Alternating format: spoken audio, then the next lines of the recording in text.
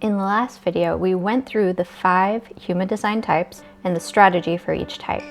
And in this video, we're going to cover authority, which is how you're meant to make decisions from your body wisdom or your intuition. It's basically the internal compass guiding you on the right path for you. What is authority? First, you have to know in human design, there are 2 kinds of authority. There's inner authority and outer authority. Inner authority refers to your intuition. It's how you're meant to make decisions. Outer authority is actually how you're meant to use your mind and your creative genius in order to solve problems, to process information, and to pass on knowledge. Really, the body is here to make decisions so that the mind and spirit can develop and evolve. And today we're talking about inner authority specifically, what it is, what it looks like, how to use it, in order to make those really aligned for you decisions rather than listening or succumbing to some external authority. So why does this matter? Why is strategy and authority so important in human design? It's really twofold.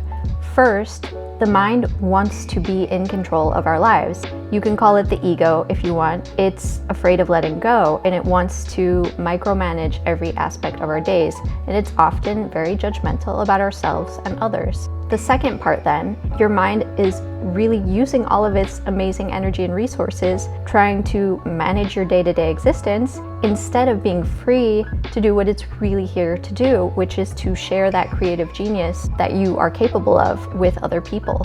All right, so the first type and most common type of authority is called emotional authority, and slightly more than half of the population, about 51% of people, are emotional authority.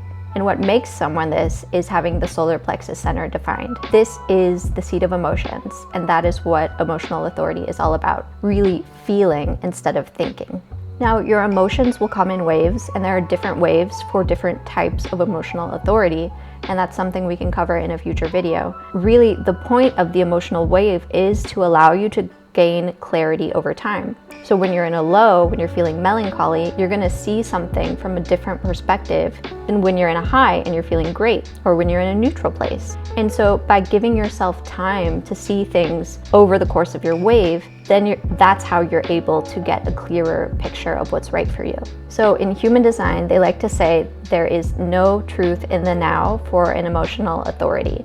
Ideally, you'll wait 24 hours or longer and not make a decision when you are in a low or when you are in a high, because when you're in a high, you might say yes to something and then later be like, I don't really want to do that. When you're in a low, you might just tell everyone to F off and then later be like, oh, I really passed up something that I would enjoy. Wait until you're in that neutral space, and then from there, you imagine that you've already made the decision, and you feel into your body and you notice, am I feeling any kind of happy emotion, any kind of joy or excitement? Maybe a smile is coming to my face. Any kind of indication of like expansion and joy, this is a yes. If you feel the opposite, if you feel contracted, if you feel like knot or a tightness in your chest, if you feel decidedly unhappy about it, that's a no. And then if you kind of aren't sure or it's kind of meh, then that means no for right now. And you can come back and maybe revisit that thing later. But for right now, if you're not getting a clear yes, or even like 80% clear, then you want to say no thank you for right now. Now, obviously for everyday decisions, like whether or not to have a grilled cheese for lunch, this is not something you're going to use your emotional authority for. If you are a generator or a manifesting generator, you would use your sacral at that point, which is your gut instinct. It's going to tell you a yes or a no in the moment. And for everyday smaller decisions, you can use that. If you are a projector or a manifestor and you have your spleen center defined, that's going to give you intuitive hits in the now. So just like a ping of, call my grandma or something. So maybe your spleen center helps you in the smaller day-to-day decisions. Or you can just kind of go with the flow and trust that you are moving toward that aligned path. Really, when it comes to authority, it's more about those big life decisions, those things that are navigating you down a different path. And the way that it works with your strategy is, if you're a manifesting generator or a generator, you will first wait for the universe, for life to bring you things, and then you will respond. And if it gives you a positive, expansive response, then you can decide using your emotional authority if you want to act on it. If you are a projector, then you're waiting for an invitation or to be recognized. And if you get that, then you can move on to the deciding phase using your authority. And the same with a manifestor. You will wait for an urge to arise, and then you will go through this decision-making process. And then afterward, for manifestors, make sure that you do inform people about the decision that you made. So I'm going to list now some examples of people with emotional authority. I suggest that you do Google them. Maybe if they have a memoir or a book or a movie about their life, or they've done interviews, I highly encourage you to check out those resources, paying close attention to those pivotal moments in their lives when they had to make a decision, and noting how did they do it, and seeing if that makes sense as an emotional authority. So Malala Yousafzai is emotional authority. Oprah, Ellen DeGeneres, both Michelle and Barack Obama, Angelina Jolie, Megan Fox, Adele, Marilyn Monroe, Kurt Cobain, Jewel, Kurt Vonnegut, Sylvia Plath, Charlotte Bronte, Jane Austen, Agatha Christie, Helen Frankenthaler, and Frida Kahlo. Now, those are just a few. Like I said, over 51% of the population is emotional authority, so there are many, many examples. Now, some blocks or some conditioning that you might have to work through as an emotional authority. You might feel pressured to know the answer right away or to decide in the moment, instead of allowing yourself that 24 hours to decide and to reach clarity. So what you want to do is have a few phrases in your back pocket that you can pull out, like, "That sounds really exciting. Give me 24 hours to think about it." Or, "Thank you so much for thinking of me for this opportunity. Let me check my schedule and I'll get back to you." Anything that's going to give you a little bit of time to reach clarity is going to help. And then the obvious conditioning that anyone will face regardless of the authority is the one that we are meant to make decisions from our mind, from logic, from lots of research, and that is just not true. So really, when that comes up, thinking you should do it that way, try to let that go, sink back into your body, do the visualization that you've already made the decision, and then feel, do you feel happy about it? If you feel happy about having made that decision, then great. If you feel unhappy, then that's your answer. And again, if you don't have clear feelings about it, try again in a day, or maybe let that one go and wait for the next opportunity to come. Another thing to pay attention to is the need to be 100% totally clear before you make a decision. That's not going to happen as an emotional authority. The best you can really hope to get is 80% clear. You really have to trust yourself. So letting go of that need to be 100% certain before you take action, and allowing yourself to feel like, okay, yes, this makes me happy when I think about having made this decision, so I'm going to go for it and I'm going to see how it works out. And then there's also some conditioning just around having emotions in general. Emotions are something that we're not really comfortable with as a society currently, and it's something that people are being more open to, but historically they've really been kind of stamped out. You know, if you were to express any kind of emotion other than good emotions, it was seen as a negative. So you might have a little bit of those old beliefs that you need to clear out and let go of. Even if you feel melancholy or something, that doesn't mean anything wrong with you. You know, that's nothing negative. And really, as soon as you start to feel an emotion, your mind is probably going to come in and start to rationalize, why are you feeling this way, or start to judge it or try to fix it. So just learning to be okay with feeling all the feelings and knowing that it has nothing really to do with anyone or anything around you. You as an emotional are just going through your emotional wave, and that's always going to happen. So a couple tips for you as an emotional authority. Like I said, have any kind of phrases that give you a little bit more time to reach clarity. Number one. Number two, practicing sharing your authentic emotional experience with those people close to you. Letting them know that, hey, it's nothing to do with you. I just want to let you know I'm feeling a little bit bluesy today. That's just where I'm at. Also, tracking your emotions, maybe over a 28-day time frame, so that you can see any patterns or cycles, or like you notice, oh, hey, when I'm ovulating, I feel great, but when I'm in my luteal phase, I just want to curl up on the sofa. So make note of any kind of patterns you can pick up on, and that's really helpful if you're tracking every day. So the second type of authority is called Sacral Authority. Only manifesting generators and generators can be Sacral Authority. And this is really that gut instinct. When you hear the phrase, listen to your gut, this is Sacral Authority, people. It's just in the moment, spontaneous. You don't need to take time to make decisions. And it's because you have your sacral center defined, but your solar plexus emotional center is open.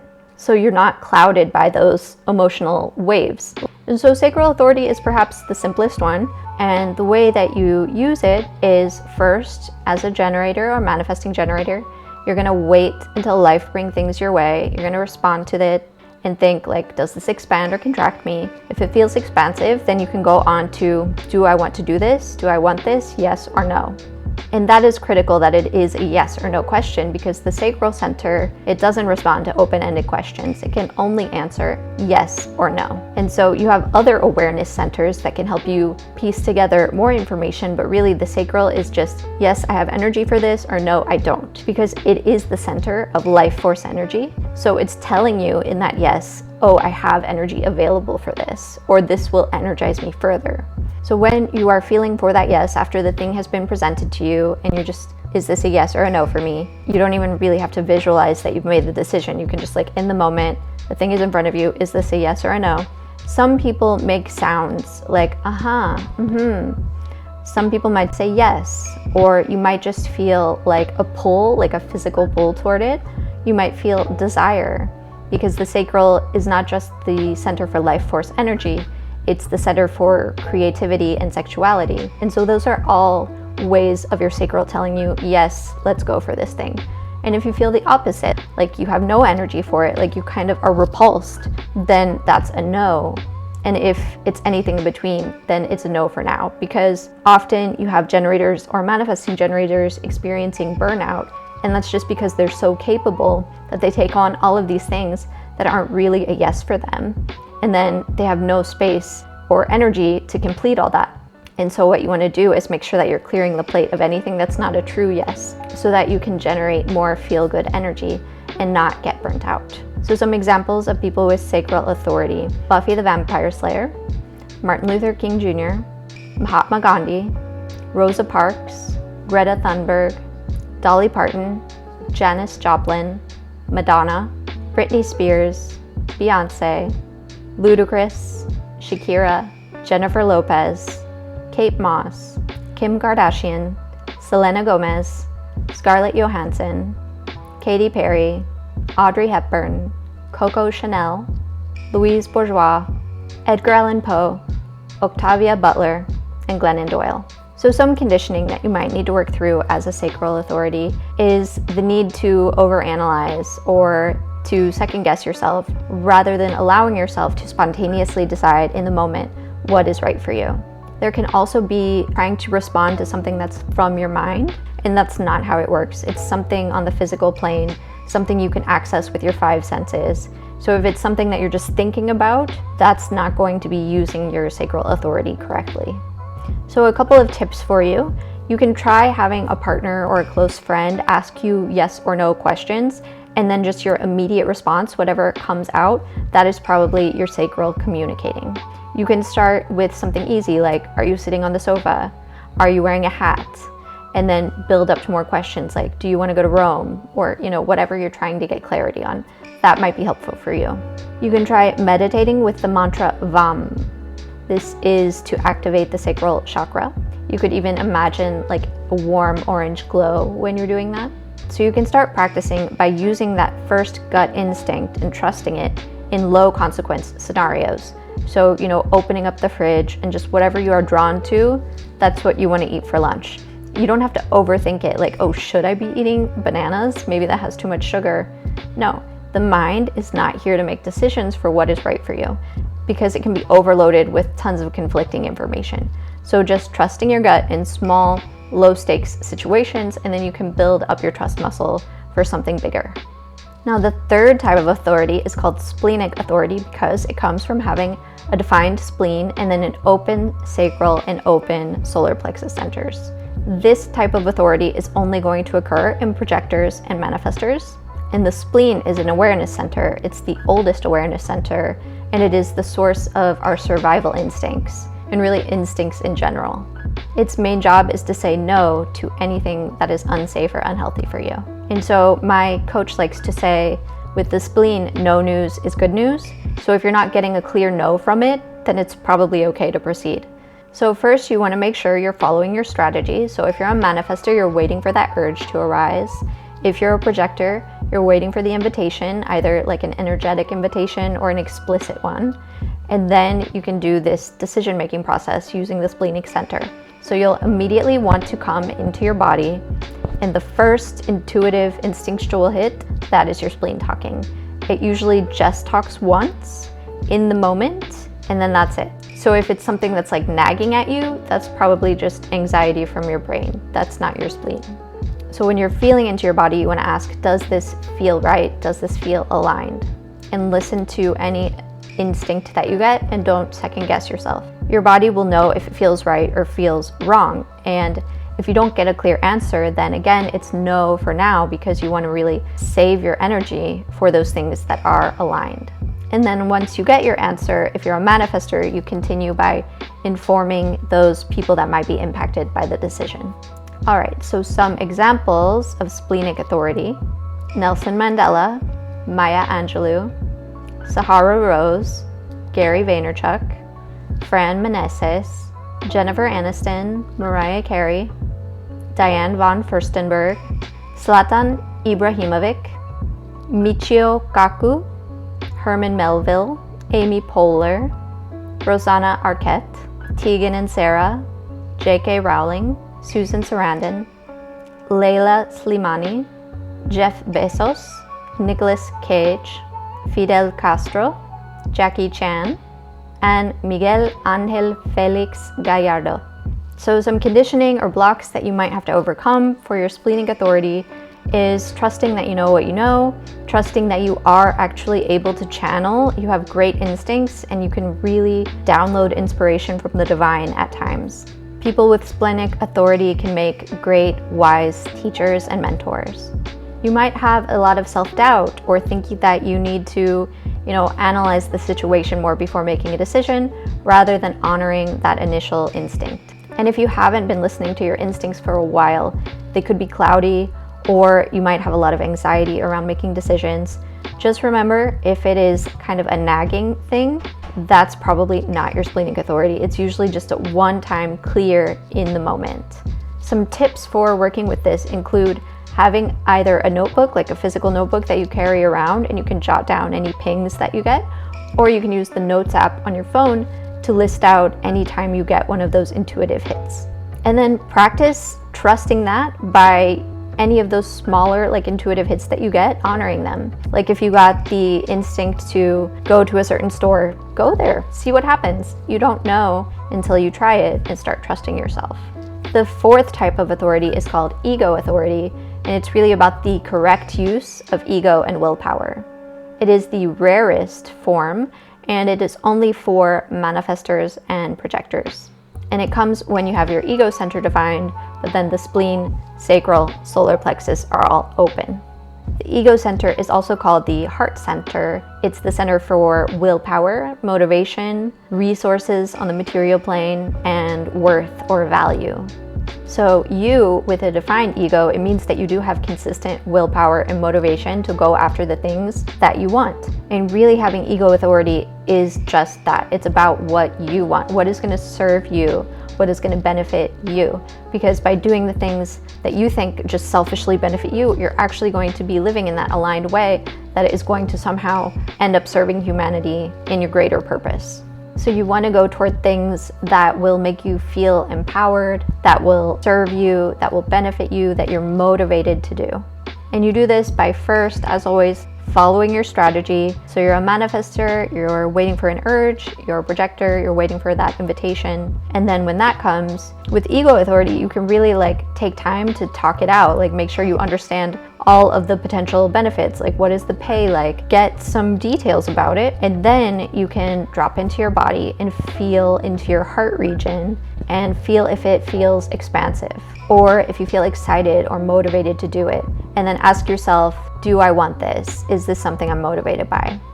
And if you get that clear yes, then you act on it. If no, then it's a no. And if it's anything in between, it's also a no. Because as someone with so much openness in your chart, you really want to conserve what limited energy you have for those things that are truly aligned. Some examples include Carrie Bradshaw, Bernie Sanders, Jason Bateman, Al Pacino, Renee Zellweger, Juliette Binoche, Ken Burns, Brian De Palma, Darren Aronofsky. It seems that there's a bit of a theme with directors. Al Gore, Tommy Hilfiger, Hugh Laurie, Liv Tyler, Grimes, and James Watson of Watson and Crick fame.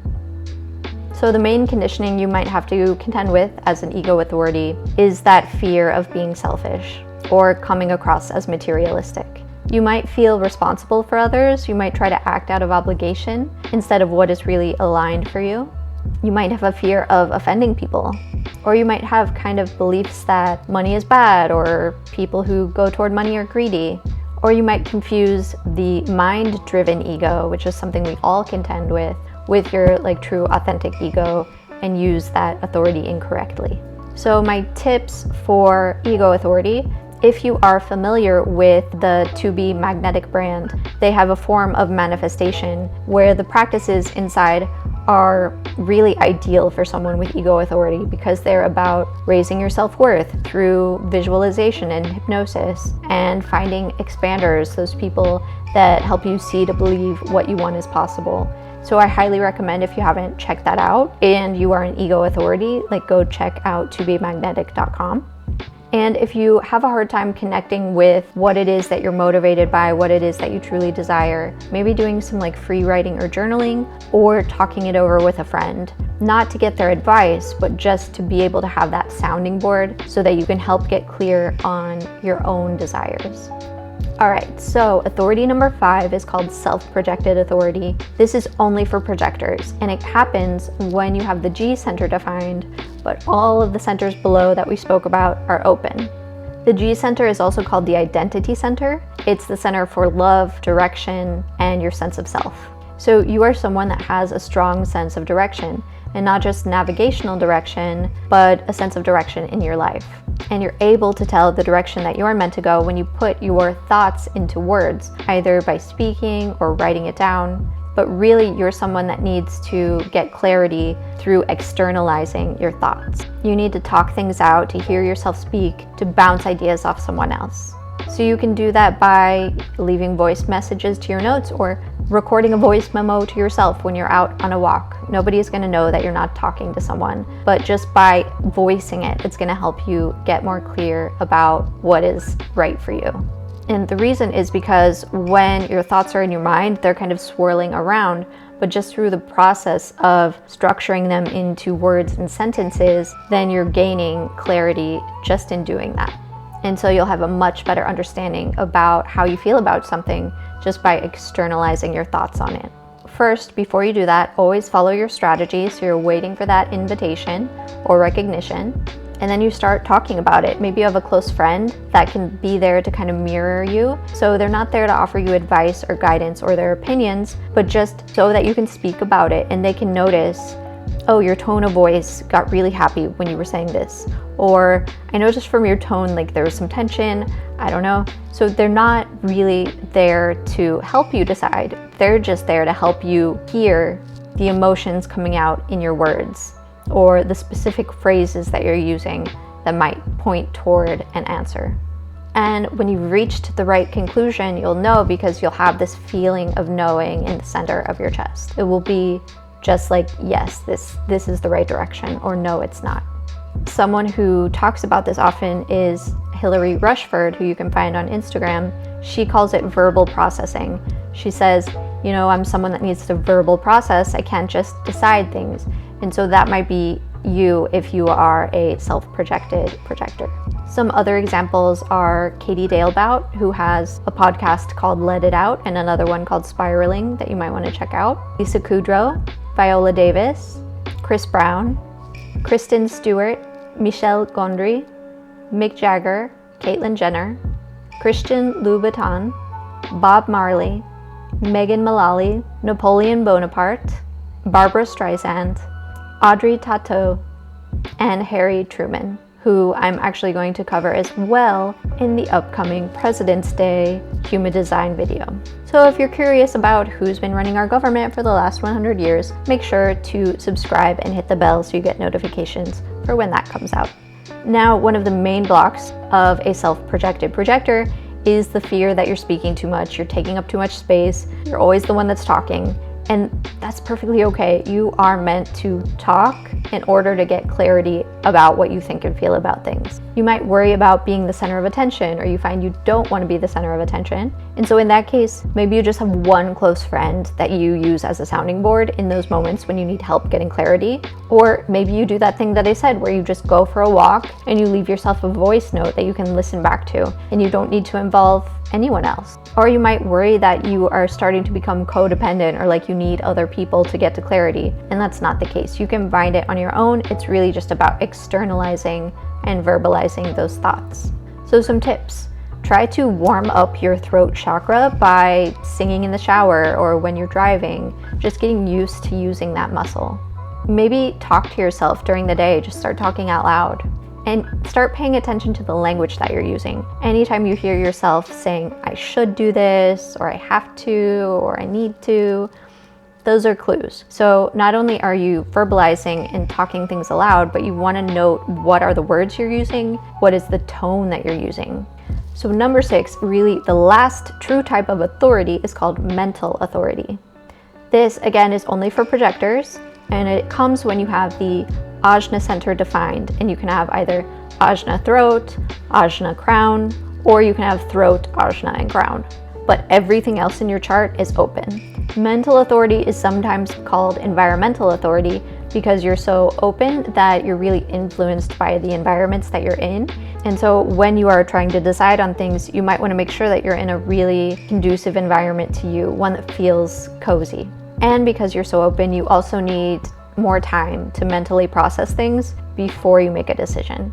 And yes, you are going to use your mind, so there can be logic and rationale behind it, but ultimately it's not your mind that makes the decision.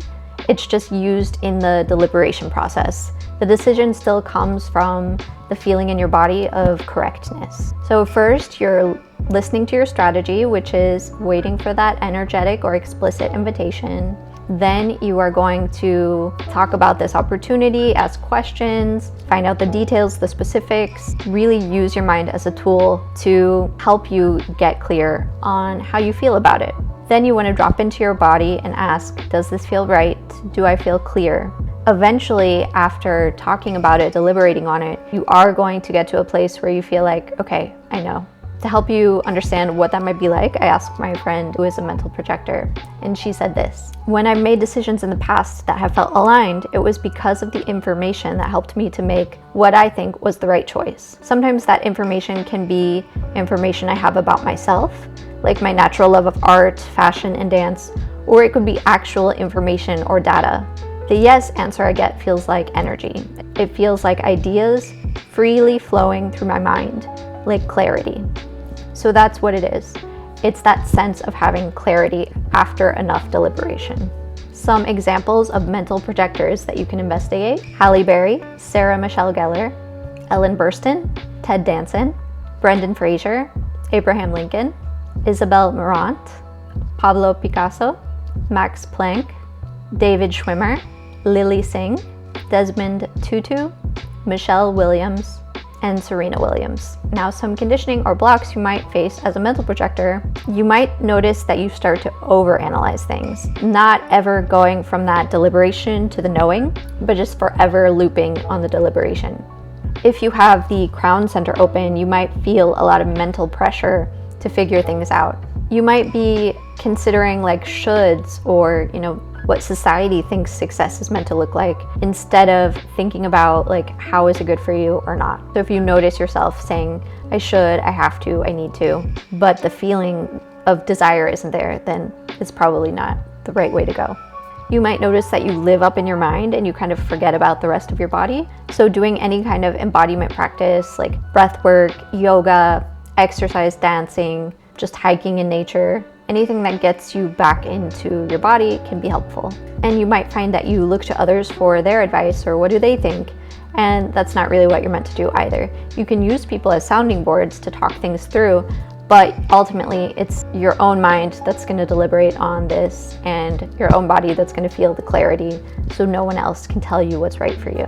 And because you are so open, like I said, pay attention to the environments that you're in because they might cause you to think or feel a different way based on who's around you. And it might be helpful when you're making important decisions to actually go somewhere where you have your own space so you're not influenced by anyone else's energy.